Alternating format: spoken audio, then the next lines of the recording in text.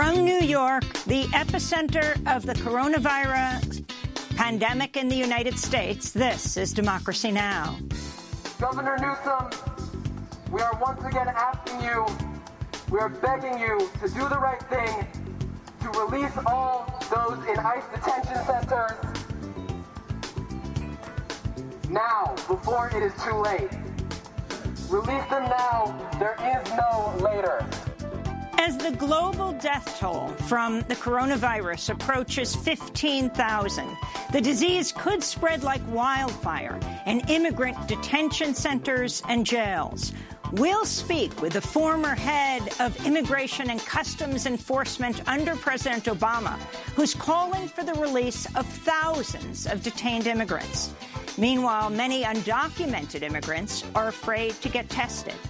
Then the U.S. spikes to number 3 in the world for confirmed coronavirus cases, and the number is far higher because of the desperate lack of tests for everyone in the country and protective gear for frontline medical workers. We're then scrambling to buy all these masks. I have companies that are manufacturing masks for us. We're buying sewing machines to make masks, but this is not the way it should be done. We'll speak with the former Baltimore Health Commissioner and emergency room doctor, Lena Wen. All that and more coming up. Welcome to Democracy Now!, democracynow.org, The War and Peace Report. I'm Amy Goodman. The death toll from the coronavirus pandemic has now topped 15,000, with over 340,000 confirmed cases. Italy remains the epicenter of the pandemic in Europe, with nearly 5,500 deaths, 650 of those just on Sunday, and nearly 60,000 identified cases. Prime Minister Giuseppe Conte instructed all residents to stay at home except to procure medicine and food, and ordered non-essential businesses to shut down for the next 2 weeks as Italy scrambles to slow down the outbreak. Italy's drafted its military to enforce lockdown orders in the hard-hit Lombardy region. It's also appealed to the U.S. military to assist with medical needs. A group of over 50 Cuban doctors and nurses landed in Italy Sunday to assist with the fight against the coronavirus. Cuban doctors have regularly deployed to pandemic-stricken regions as part of a medical diplomacy program. Spain plans to extend its lockdown by 2 weeks as the virus killed close to another 400 people Sunday, bringing the total number of reported deaths to more than 1,800. Greece also announced a nationwide lockdown starting today. German Chancellor Angela Merkel said she's self-quarantining after her doctor tested positive for coronavirus, as the country barred groups of more than 2 people from gathering, with the exception of families. This is Chancellor Merkel addressing the German public during a Sunday broadcast. Die überwältigende Mehrheit der Menschen hat verstanden, the overwhelming majority of people understand that it's now down to every individual, that everybody can and must do their bit to stop the virus. So zeigen wir Fürsorge für Ältere. That's how we show that we care for older people and the sick, for whom the virus is most dangerous. In short, that's how we save lives. In Gaza, the first 2 coronavirus cases were announced Saturday. Authorities have shut down restaurants and cafes and suspended Friday prayers as residents fear an outbreak will further cripple a health system already suffering from Israel's blockade, which causes constant shortages of medicine and poor sanitation services. With a population of over 1.8 million people, the besieged Gaza Strip is also one of the most densely populated places on earth, has often been called an open-air prison. Meanwhile, shelter-in-place orders were announced in the occupied West Bank, where around 60 cases have been reported. On Sunday, Syria announced its first confirmed case of COVID-19 as humanitarian groups warn of the catastrophic effects the disease will have in the war-torn country, especially in refugee camps. In Afghanistan, a health official confirmed the country's first coronavirus-related death on Sunday. The World Health Organization has warned African nations to prepare for the worst as cases continue to multiply. The continent now has over 1,000 confirmed cases in over 42 countries. In South Africa, the number of confirmed COVID-19 cases is top 270, making it the country with the highest number of infections in sub-Saharan Africa. In Burkina Faso, 4 government ministers tested positive for coronavirus as cases there top 60, the highest number in West Africa. Lockdowns are underway in multiple countries, including Rwanda, Ghana, and Tunisia, which now has 75 confirmed cases of COVID-19. Meanwhile, travelers who arrive in Ethiopia will face mandatory quarantine as of today. Somalia is lifting its ban on international flights for 2 days so that citizens outside the country can come home. In Nigeria, health authorities are warning against self-medicating after at least 2 patients overdosed on the anti-malaria drug chloroquine, which President Trump has praised as a treatment for coronavirus. Tests are currently being carried out with anti-malarials in the U.S. and other countries, but the FDA and the World Health Organization have not approved its use as a treatment for COVID-19.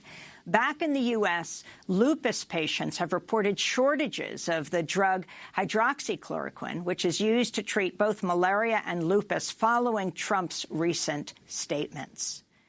In Latin America, Chile has confirmed at least 630 cases of COVID-19. Brazil's closed its borders to 8 neighboring countries for the next 15 days as cases there top 1,600. 25 deaths have been reported in Brazil. In Ecuador, where all flights are currently banned, the mayor of Guayaquil ordered vehicles to block the runway of the city's international airport to prevent an airplane from the Spanish carrier Iberia from landing. The plane later landed in Quito. Ecuador has reported nearly 800 cases and 14 deaths. The country's health minister has resigned, citing lack of resources and government mismanagement. In Colombia, at least 23 people were killed, dozens injured, as a riot rocked a Bogotá prison, where prisoners have been protesting dire sanitary conditions and demanding protection from the coronavirus. Colombia is set to go on lockdown starting Tuesday for a period of 3 weeks. Meanwhile, Bolivia announced it's postponing presidential elections in May as it heads into a 2-week nationwide quarantine. In Central America, Guatemala and El Salvador have both enacted strict curfews. The International Olympic Committee said Sunday it's still weighing options for this summer's Tokyo Olympics, including postponement. The Japanese government also appears to be open to postponement following earlier rejections of the idea. Canada and Australia said they will not be sending their athletes to Japan this summer and urged for a 1-year postponement. In India, authorities have placed lockdown orders on 75 districts, which include the heavily populated cities of New Delhi, Mumbai, Kolkata, after a nationwide 14-hour test curfew took place on Sunday.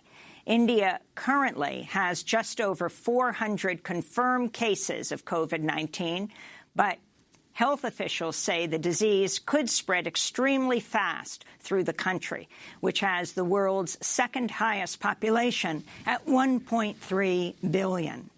Here in the United States, cases have now topped 35,000 and over 450 deaths. The U.S. now has the 3rd most confirmed cases worldwide, but a widespread lack of testing nationwide means the actual number of cases is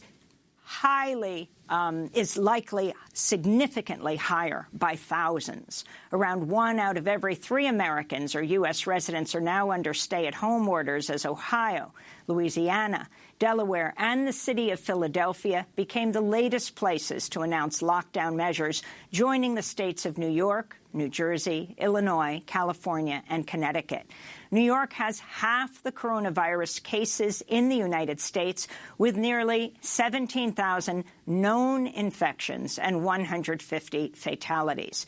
New York Governor Andrew Cuomo urged the federal government to take over the production and acquisition of much-needed medical supplies as states have had to compete with one another for the fast-dwindling resources. New York City Mayor Bill de Blasio warned the city is just 10 days away from massive shortages of critical supplies as he blasted Trump for his response to the pandemic.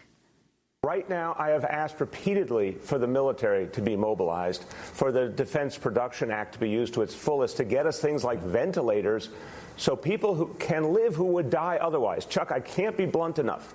If the president doesn't act, people will die who could have lived otherwise. In more news from New York, the New York Presbyterian Hospital System announced Sunday it will no longer allow any visitors for patients giving birth, including partners. The World Health Organization has said all pregnant people, including those with confirmed or suspected COVID-19 infections, should have the right to have a chosen companion present during labor. And elsewhere in New York, disgraced Hollywood mogul and convicted rapist Harvey Weinstein has tested positive for COVID-19, according to local reports. He's currently being held at the Wendy Correctional Facility in western New York, but was previously at Rikers Island, as well as a patient at Bellevue Hospital in Manhattan. At least 38 people at Rikers, including prisoners and staff, have tested positive for the coronavirus as fears mount over the disease ravaging prison populations. At least 23 people have been released from Rikers so far. Hundreds of prisoners around the country have been released in recent days as part of an effort to curb prison populations amidst the coronavirus crisis. The first confirmed case at a federal prison was reported at the Metropolitan Detention Center in Brooklyn, New York. Trump said at his Sunday news briefing the White House is considering releasing elderly and nonviolent federal prisoners. In Washington state, an outbreak at another nursing center is being reported with at least one dead and dozens more infected. Washington was one of the early epicenters of the pandemic in the United States at the Life Care Center of Kirkland, where the disease killed 35 people. In Ohio, reproductive rights defenders are calling out attempts by Attorney General Dave Yost to close abortion clinics amidst the coronavirus crisis by labeling abortions non-essential procedures. State Senator Nikki Antonio said, quote, "Every woman who seeks an abortion knows it's an essential time-sensitive procedure, especially in states like Ohio, which has drastically limited the window when abortions are allowed. It's inexcusable that our state's attorney would play politics with a global pandemic," she said. In Florida, the University of Tampa and several other Florida colleges said a number of its students who celebrated spring break have tested positive for coronavirus, days after images of densely packed revelers on the state's beaches went viral and caused outrage. A Florida attorney is suing Governor Ron DeSantis to compel him to close all Florida's beaches to deal with the pandemic. Hunger strikes are now underway in 3 Immigration and Customs Enforcement, or ICE, detention centers in New Jersey as prisoners call out deteriorating conditions and a failure to protect them from a potential COVID outbreak. In media news, tributes poured in to NBC News hosts and other employees after longtime NBC audio technician Larry Edgeworth died of medical complications related to COVID-19. Dozens of Mike Bloomberg campaign staffers have been told they were exposed to coronavirus just hours before they were laid off and days before they were set to lose their health insurance. In other 2020 election news, Bernie Sanders' campaign raised over $2 million for coronavirus charities in 2 days after making an appeal to supporters. Indigenous communities say they've been neglected in the federal response to coronavirus as emergency funds and medical aid for tribal groups have been delayed. On Friday, the Trump administration said it's limiting non-essential travel on the U.S.-Mexico border. Despite the travel restrictions, construction of Trump's border wall is continuing, putting construction crews at risk of infection and costing taxpayers billions of dollars as experts say the economy is already in a recession. And nationwide, the deadline to file taxes has been extended 3 months to July 15th. The deadline for the census has been extended by 2 weeks. At a press conference Sunday, President Trump said the National Guard will be activated in California, New York, and Washington state, where states of emergency have been called. Trump referred to himself once again as a wartime president during the news conference. When asked if he would exempt his own companies from bailout, Trump refused to do so. Trump also rejected calls from governors and hospitals to use the Defense Production Act to ramp up production of critical medical supplies, despite earlier statements he would put it, quote, into higher gear.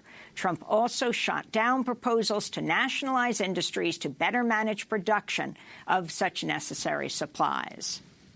We're a country not based on nationalizing our business.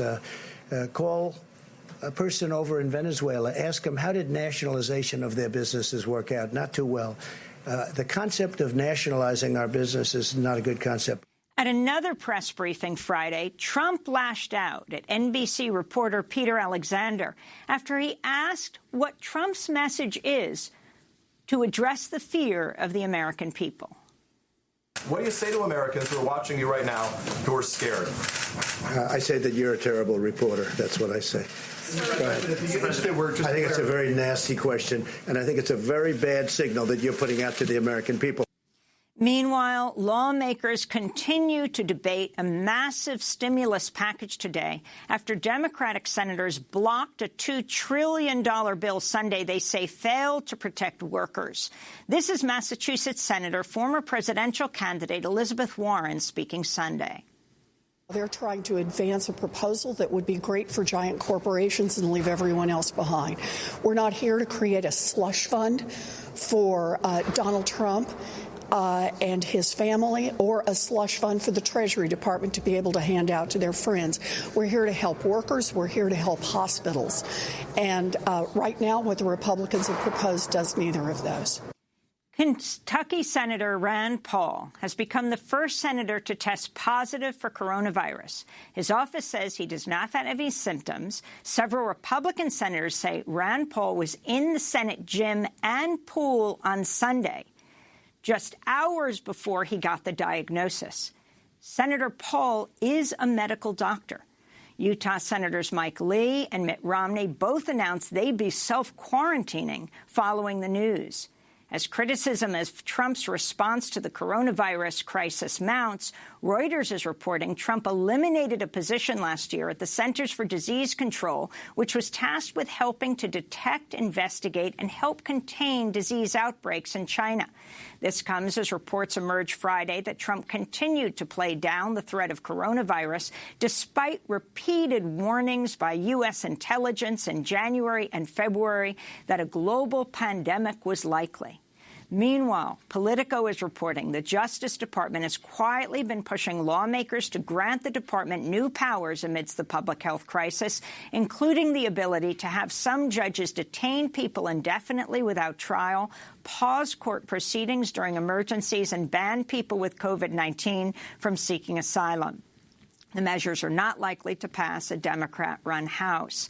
In an interview with Science magazine, Anthony Fauci, head of the National Institute of Allergy and Infectious Diseases, addressed Trump's many erroneous statements about the pandemic, saying, quote, "I can't jump in front of the microphone and push him down." Fauci added, "Okay, he said it. Let's try and get it corrected for the next time."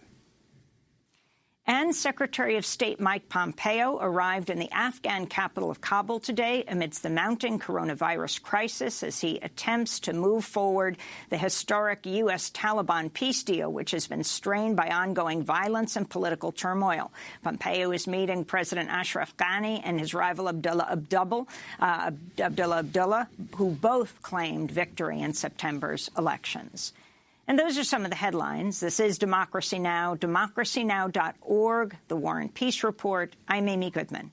When we come back, we turn to the former head of ICE, that's right, under President Obama, who says the coronavirus could spread like wildfire in detention centers throughout the United States. He's calling on ICE to release thousands of prisoners.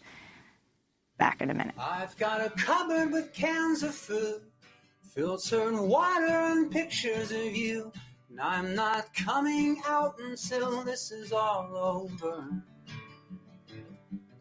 And I'm looking through the glass where the light bends out the cracks. And I'm screaming at the top of my lungs, pretending the echoes belong to someone. Someone I used to know.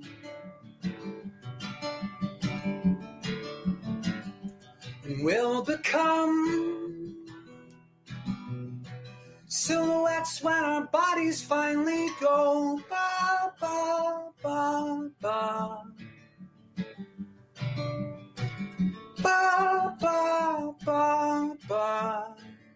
I wanted to walk through the empty streets and feel something constant under my feet. But all the news reports recommended that I stay indoors. 'Cause the air outside will make our cells divide at an alarming rate until our shells simply cannot hold all our insides in. We Will Become Silhouettes by Ben Gibbard, lead singer of Death Cab for Cutie and the Postal Service, who performed the song as part of a new Live from Home daily YouTube series. He wrote, "Some of you have traveled great distances and are shelled out large sums of money to see us play, and that's never been lost on me. So in this crazy and unprecedented time, I'd like to return the favor by coming to you."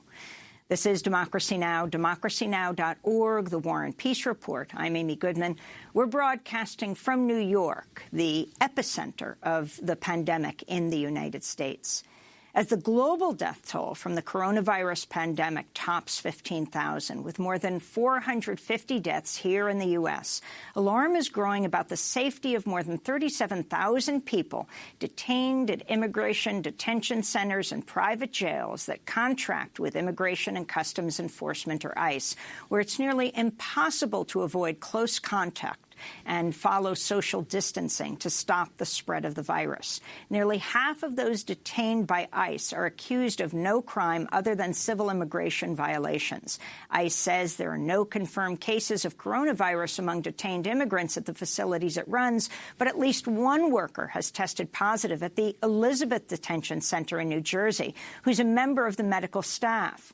Meanwhile, 2 people held at the Hudson County Correctional Facility in New Jersey have tested positive. Like detention centers, the jail holds people detained for civil immigration offenses and is now on lockdown for 2 weeks. Immigrants at Hudson and 2 other New Jersey jails are now on hunger strikes over unsanitary conditions amidst the pandemic. This is part of a call recorded Friday with a man held in the immigrant detention at Essex County Correctional Facility. He's since been placed in solitary confinement. We need help in here. Like, nobody's helping us. These people is doing what they want to do with us because they feel like we're immigrants and we don't have no help. I do not want to die in here without me seeing my family. This is ridiculous. The people that give us our food is from outside. The CEO just go outside every day and they can catch this virus anytime and give it to us. I do not want to die without my family. It's like ICE don't even care. ICE don't even come and speak to us about nothing. They just don't care. They even correctional officers is telling us, oh, it's ICE, it's ICE. It's no answer. Like, they're not telling us nothing. On Sunday, the group Never Again Action organized a protest with nearly 100 cars outside the Hudson County Detention Center to demand New Jersey Governor Phil Murphy release people being held there.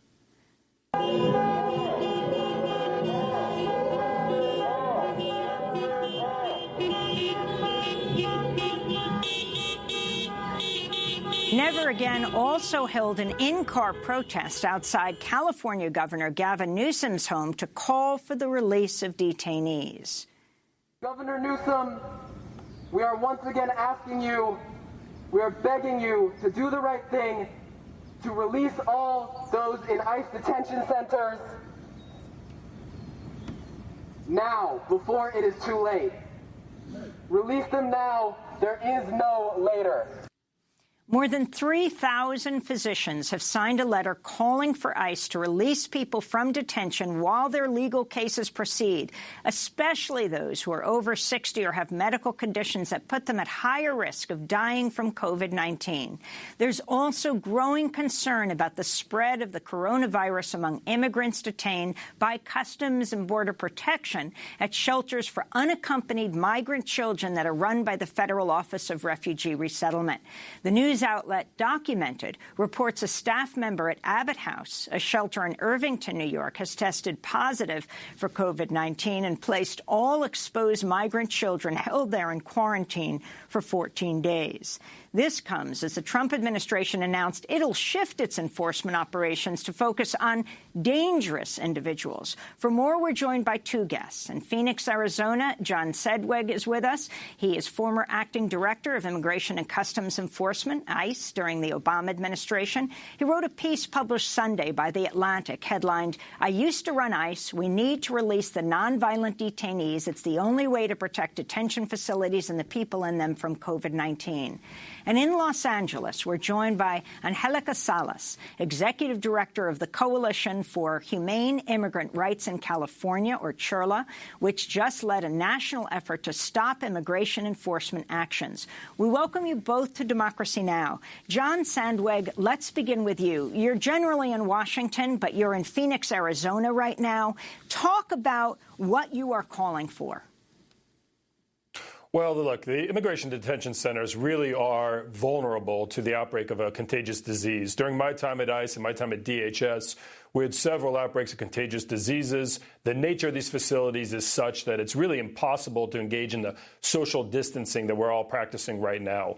So when you look at the population of ICE and who's in those detention facilities, and you recognize that really only a small percentage pose any public safety threat, when you recognize that their immigration proceedings can continue even if they're out of custody, and when you look at the thousands of ICE officers, contract guards, and employees who have to go to those facilities every day, who frankly are just as much at risk of catching COVID-19 because of their exposure to the facilities themselves, it seems just very commonsensical to me to say, let's go ahead and downsize the population of the detention centers dramatically, release these individuals. If you pose a threat to public safety, you stay in. Meanwhile, the immigration court proceedings, the deportation proceedings, will continue as planned, and ICE will just monitor you from an out-of-custody perspective. It just seems commonsensical to me at this point. I mean, to say that there are no cases inside, on the outside, in the free world in the United States, we really have no idea how many people are positive because of the massive lack of tests, let alone what's going on inside these refugee centers, these jails. Are you talking about thousands of people? And where are these detention centers? So the detention centers are scattered across the United States. And as you kind of alluded to earlier, it's really a hodgepodge of contract, private prison run. That's probably the largest, probably close to the largest holder of ICE detainees are private prison companies that operate massive detention centers under contract with ICE, state and local jails across the country, and then a very small percentage are in actually federally owned facilities. So they're scattered across the country. Oftentimes they're mixed with the criminal population. And what's strange about this is you're going to see some of these jails. This is, across the country, courts and sheriff's offices are looking at their populations because they recognize the vulnerability in their jails. So they're letting criminal detainees out. But in some of those very same facilities, the ICE detainees are going to remain locked up, even though they have not, in many instances, been charged with a criminal offense, much less convicted of one. I mean, they are being held pending legal action. Talk about who these people are and what power ICE has. Sure. ICE has complete authority to release anyone from immigration detention. They have a significant parole authority, and they can release someone even if they fall under what's called mandatory detention under the immigration laws. But what you have in immigration detention is a mix. To be fair, there is a population there, people who are convicted of serious crimes and in some cases violent crimes. I'm not talking about releasing those individuals. There are some individuals who pose a genuine public safety threat that need to be detained. But in immigration, it's different than the criminal system. We don't engage in this kind of risk analysis where we look at whether or not you pose a public safety threat or a dramatic flight risk. What we're looking at is whether or not you fall under certain categories under the immigration law that really aren't designed to evaluate someone's risk so much as they are just more almost, I wouldn't say arbitrary, but almost arbitrary categories where we say you are subject to detention and you are not. We're also probably looking at a lot of immigrants who are eligible to be released pursuant to bail, but just couldn't afford to post the bail. So unlike the criminal detention system, what you're really going to see here is a very high percentage of individuals who I don't think anyone, even some of the harder ICE officers, would look at the case and say, yeah, they generally pose a threat to public safety. These are people who got caught up in the immigration system and for one reason or another are detained. And listen, one thing I want to be very clear about, I think there's a misconception. People who go through the immigration court process, the actual majority of them are not detained. They're being monitored by ICE. They might be under ankle bracelets or they have to report on a monthly basis to ICE. So what we're talking about is just saying, let's let the immigration deportation proceedings continue. Nobody gets a free pass. Let's just get them out of custody because it makes it a lot safer for them, but also makes it a lot safer for the ICE officers who have to go to those facilities every single day. And we're talking about how many people here, 37,000 under ICE jurisdiction? The population fluctuates, of course, but generally speaking, ICE is operating about 40,000 detention beds right now across the country. I would say about 37,000 are in detention. Now, the administration's announcement that they're going to stop arresting and detaining people on the front end, new people who don't pose a threat to public safety, is a great start. They have to compliment the administration for that. But it doesn't really make any sense to do that and limit the flow of new people in if you don't also go ahead and discharge the people who don't pose a threat to public safety who are already in your custody. And have you spoken to people in the Trump administration, having been a former head of ICE yourself? Well, I have casual conversations with people at the department, but I have not engaged in any specific conversations about this. I will tell you, though, I know just from experience in dealing with similar outbreaks of infectious diseases, nothing on the scale of this, nothing as high profile of this, though. But really, the folks who are also deeply concerned about this are not just the advocacy world or the immigrant rights community, but the officers themselves. These are the folks who have to go home every day to their families, and they have to work inside these facilities. And it's just as important to them that the facilities be operated in as safe a manner as possible as it is to the detainees. I'm surprised, and I wouldn't be surprised if we hear something soon from the ICE Officers Union or other officers themselves who also want to see similar measures taken to protect them. I want to bring Angelica Salas into the conversation, Executive Director of the Coalition for Humane Immigrant Rights in California, known as CHIRLA. Talk about John Sandwig's proposal. Just release. He's saying the overwhelmingly nonviolent detainees who are under ICE custody because ICE, people who are in civil detention, because ICE has the supreme power simply to make that decision. Can you talk about that? And also what it means to be a person with a violent record. Aren't these people who have already served time in prison who are then put into the system, the ICE system, to be deported? Well, I agree wholeheartedly with John that we have to close these centers down. It is absolutely outrageous that everything in America has stopped. Our jails are releasing prisoners, and yet in our immigration detention centers, we still have people at risk of dying. It is imperative that these centers be shut down immediately. And I think that, in my perspective, is that we need to release everyone in those detention centers. The Congress has appropriated billions of dollars in order to run these centers. In addition, there's millions of dollars that have been allocated for alternatives to detention, so resources to actually allow individuals to be released. And I want to remind everybody, these are mothers, these are fathers, these are human beings, and they should be treated no different than anybody else. So we're calling for an immediate shutdown of these detention centers. Individuals need to be released back to their homes. They have families whom they have to be with.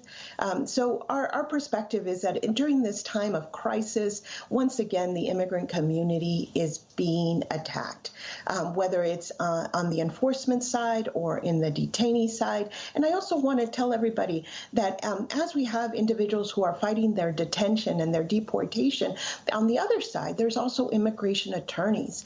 And I have to tell you, I'm working with our immigration attorneys who are saying, what do? We have a horrible choice to make. We have to go into immigration courts to defend people who are in detention so that they have their due process and they're not deported from this country. At the same time, they still have to put themselves out there to represent these detainees, to be able to fulfill justice even in this moment. We have to fully close our immigration courts, and we have to release these detainees and protect everybody involved. So I also want to talk about the immigration attorneys who are still being heroic during this time, trying to defend immigrants. We just need to understand immigrants are human beings, and they need to be treated with dignity during this time. They need to be afforded what every other human being deserves, which is a chance to live. At Sunday's coronavirus briefing at the White House, a reporter asked President Trump if undocumented immigrants can go to testing sites without fear of then being deported. Vice President Pence said Customs and Border Protection has issued guidance that agents will not target emergency rooms or health clinics in search of undocumented immigrants, barring extraordinary circumstances. But this was Trump's response. The answer is yes, we will do those tests, because I think in that case it's important. I think that if you could say illegal alien, you could say illegal immigrant, you could say whatever you want to use your definition of what you're talking about. We're all talking about the same thing. Yes, we will test that person, because I think it's important that we test that person, and we don't want to send that person back into wherever we're going to be sending the person, whether it's another country or someplace else, because, you know, we're now bringing them right out of our country. But, yeah, we will test those people. We will test those people. It's important because we're sending them out of the country. First, I want to ask John Sandwig and then Angelica Salas. Can you respond to what he just said? Yes, so that we can deport them? Well, listen, this is a public health issue, just like the detention centers themselves. And I think it's helpful for people to look at this not only about the health and safety of the undocumented immigrant or the detainee itself, but the public at large. If we have undocumented immigrants in our communities who are scared to go get testing, who might be symptomatic and certainly might be contagious, and they are hesitant to go be tested because of fear that ICE is going to take them into custody, it doesn't just make that community unsafe, it makes all of us unsafe. So again, this is a very simple, common sense proposal, it seems to me, is that ICE needs to issue guidance, making it abundantly clear that individuals who go for testing or seek medical treatment are not going to be taken into custody. Now, the reality is this. ICE has no desire to take these individuals into custody. ICE is just as much scared of a breakout in one of their detention facilities as is the immigrant community. ICE is going to stay away from anybody who's being diagnosed or tested or suspected of having COVID-19 simply because an outbreak is very difficult for ICE to handle internally and logistically, and exposes the ICE officers at risk themselves. Nevertheless, there's a fear in the immigrant community about ICE, especially in the Trump administration. And this is something that we did during natural disasters on multiple occasions, hurricanes and otherwise, is put out a statement saying we're not going to take people into custody who are seeking, assistance. Something very similar needs to be done here, not just, again, for the safety of that community itself, but for all of our safety, so that these individuals can be tested and go into quarantine if they are, in fact, positive for COVID-19. And Angelica Salas, if you could respond and specifically address children, who are separated all over this country. We don't even know the numbers right now and how they fit into this picture.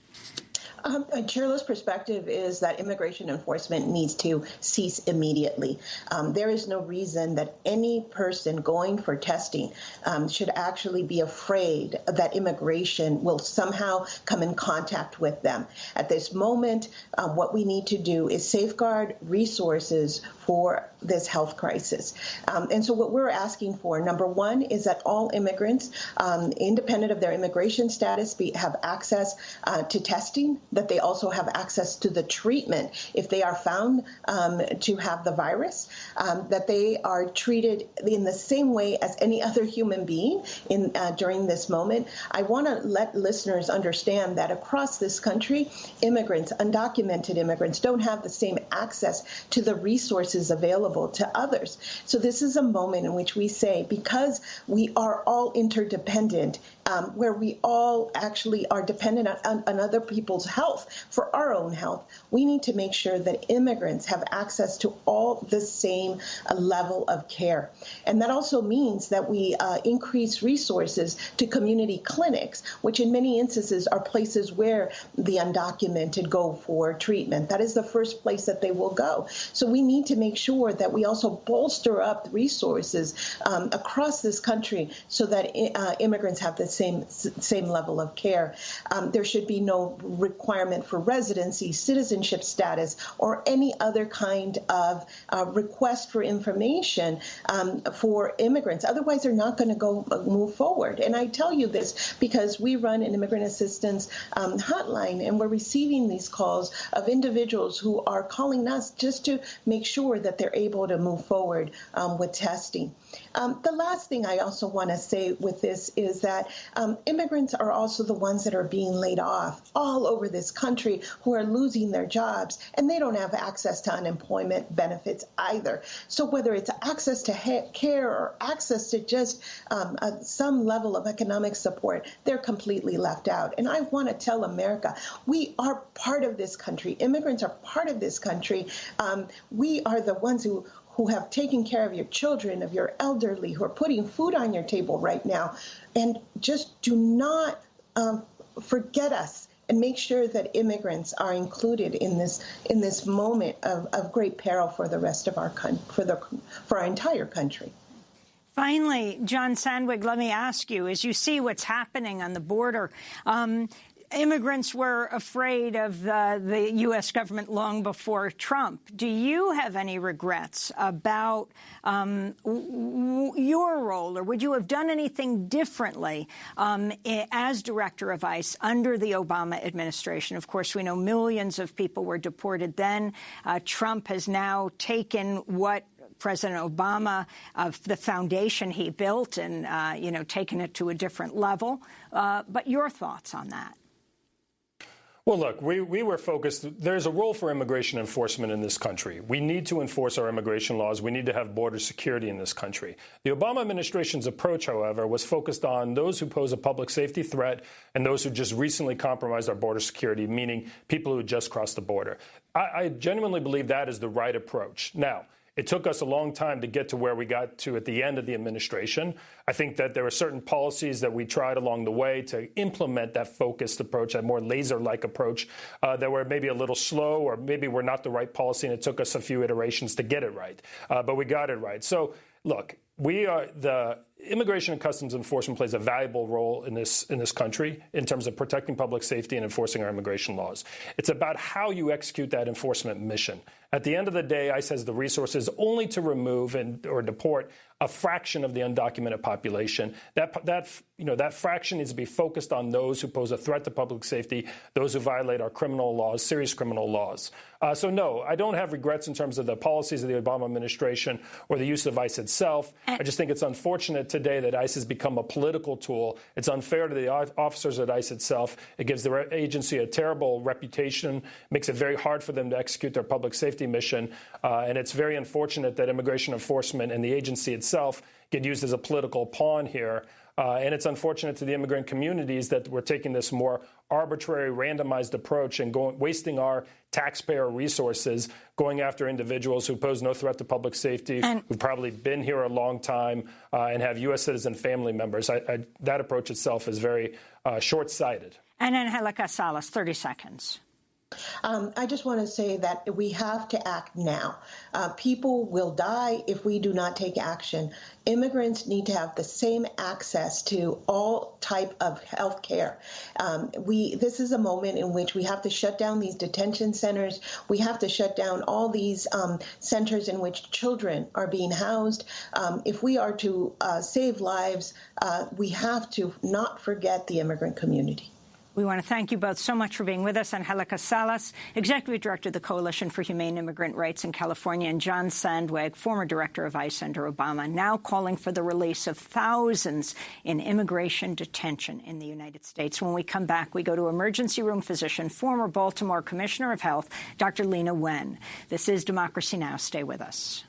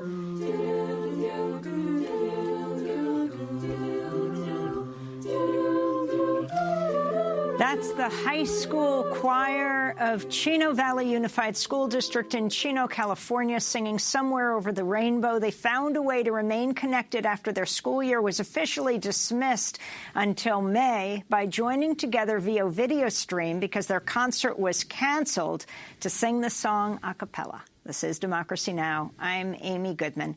We're broadcasting from the epicenter of the pandemic in the United States. We're in New York City, as the number of confirmed cases in the U.S. tops 35,000. And, of course, we don't know how many people are positive at this point. With at least 465 fatalities, tests continue to lag, with medical workers facing a desperate lack of supplies and protective gear. Nearly half the U.S. cases are here in New York State, where there were nearly 17,000 cases, at least 150 deaths as of last night.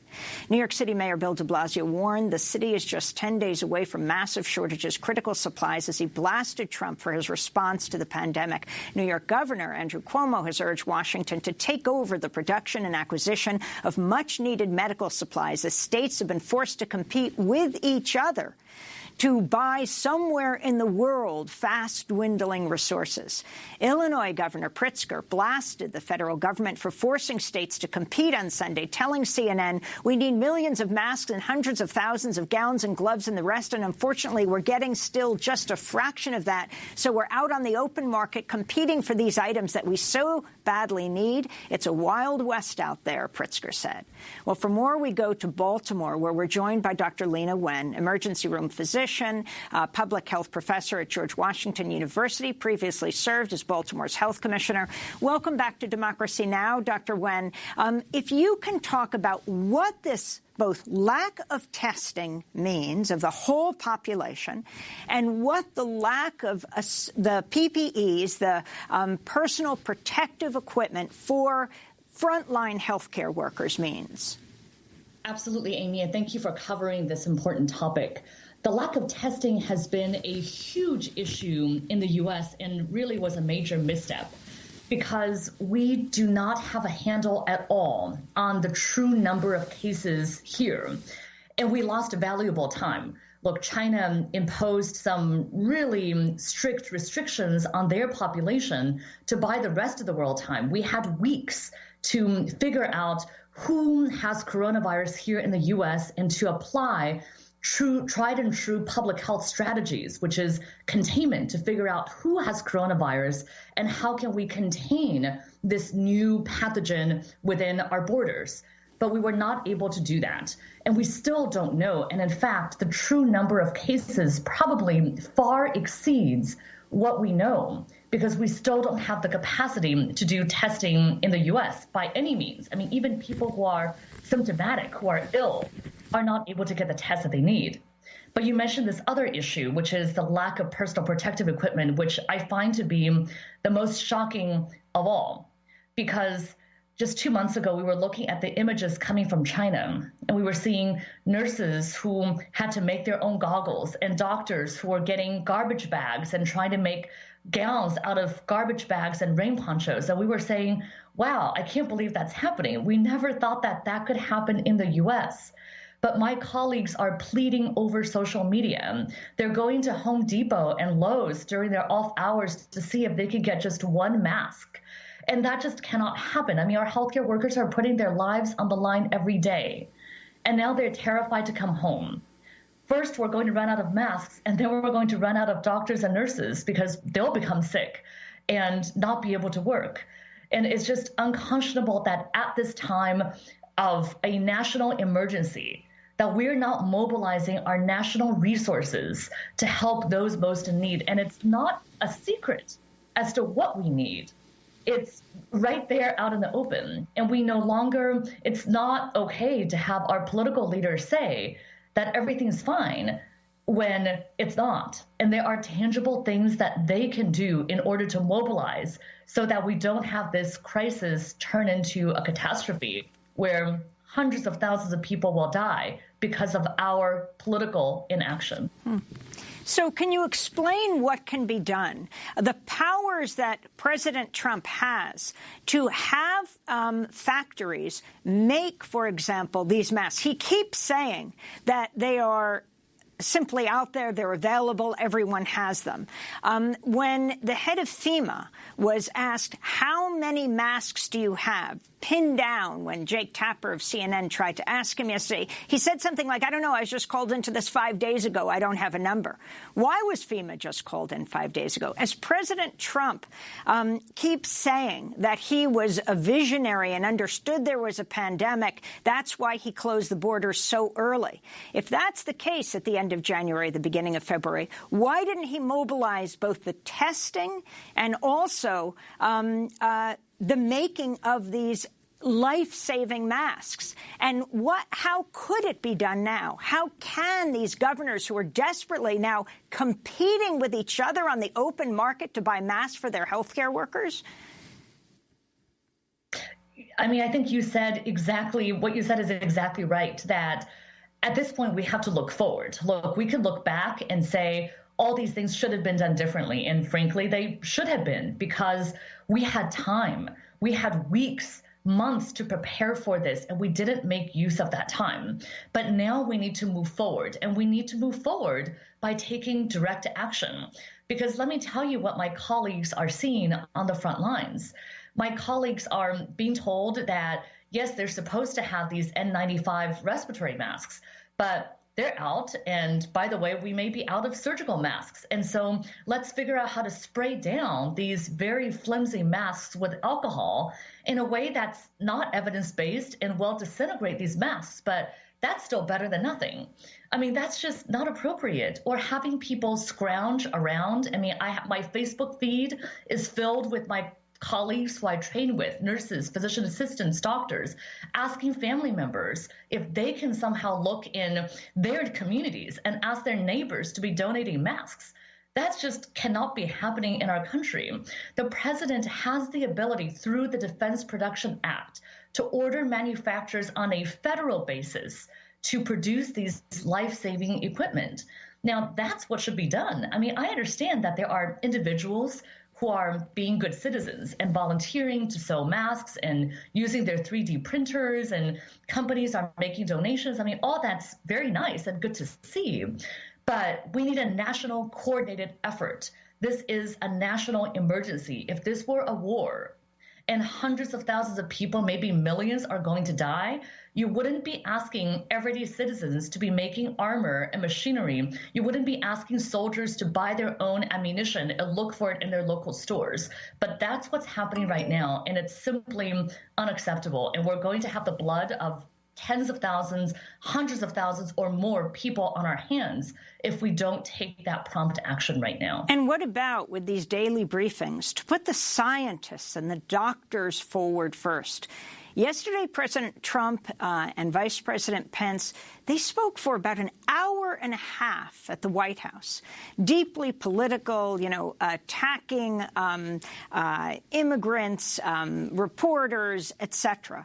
What would it mean to have a science-led response to this? Well, this is a public health crisis, and a public health crisis deserves and requires a public health response, which is based in evidence, science, and data. And frankly, that's what the American people want too. The American people want to know the truth. I mean, I think about this as I would be talking to my patients if I'm giving my patients news about a disease that they might have. My job is not to sugarcoat the truth. My job is to talk about what we know, what we don't know, and how we're going to find out what we don't know, and what are the actions that we can take together. I mean, frankly, with this virus, we are not powerless, but it is very serious. And so there are things that we can do right now. Those things would include really good hand and face hygiene, social distancing, and physically separating ourselves from others so as to reduce the rate of transmission. These are actions that each of us can take right now to reduce the transmission of COVID-19 and to save each other, because our fates are tied closely together. I mean, these are things that we need to hear directly from the scientists and public health experts, because our responses should be based on science and data. Dr. Lena Wen, you are, 38, 39 weeks pregnant? That's right. I am more than 38 weeks pregnant at the moment. You're about to give birth.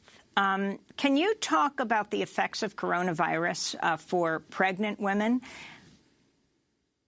I can. I can tell you what I know and what I don't know, because this is a new disease and there is a lot that we don't know.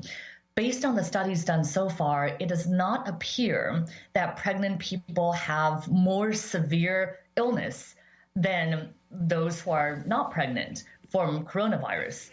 But that said, individuals who are pregnant do have a compromised immune system and are considered to be medically vulnerable and should take additional precautions. In addition, we also, because of how new this disease is, really don't know the impact of coronavirus on the first and second trimesters of pregnancy, just because those data are not available.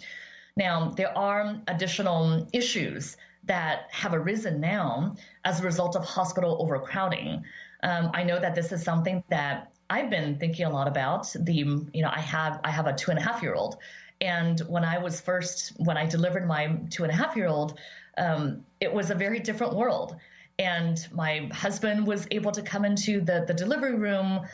I was worried about, following my birth plan and worried about what it would be like to have to do breastfeeding afterwards.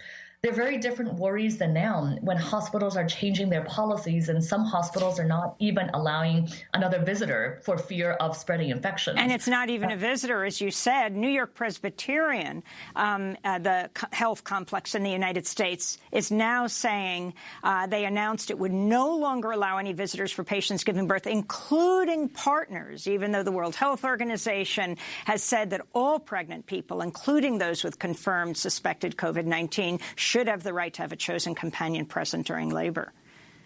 I think this is the challenge that we all face right now, that you have to weigh the individual liberty versus public health. And right now, we just have a runaway situation in the U.S., and extraordinary measures have to be taken. And it's certainly something that I feel very deeply and very personally now, as I know that I'm about to go through this journey myself in a matter of, who knows, hours to days. Well, all the very best to you. Your final words in 20 seconds, the message you have for President Trump right now for what has to happen in this country. We need prompt action. We cannot hear that we hope to have more soon, because hope is not a strategy. More is not a quantity. And soon is not a timeline. And let me ask you one last question. Almost every news conference begins by talking about the Chinese virus. You yourself are Chinese American, came here as a child from China. We have 10 seconds. We need to follow the science and the evidence. The World Health Organization has a name for this disease. Let's use that. It's called COVID-19. Dr. Lena Wen, all the very best to you. Emergency physician, public health professor at George Washington University, previously served as Baltimore's health commissioner. That does it for our show. An enormous thank you to the whole team, my beloved community of Democracy Now!, many of whom are staying at home to protect the community but working ever so hard. Democracy Now! Produced by Mike Burke, Dina Guzder, Nermeen Sheikh, Carla Wales, Tammy Warrenoff, Libby Rainey, Sam Alcoff, John Hamilton, Robbie Karen. Special thanks to Julie Crosby. I'm Amy Goodman. Thank you so much.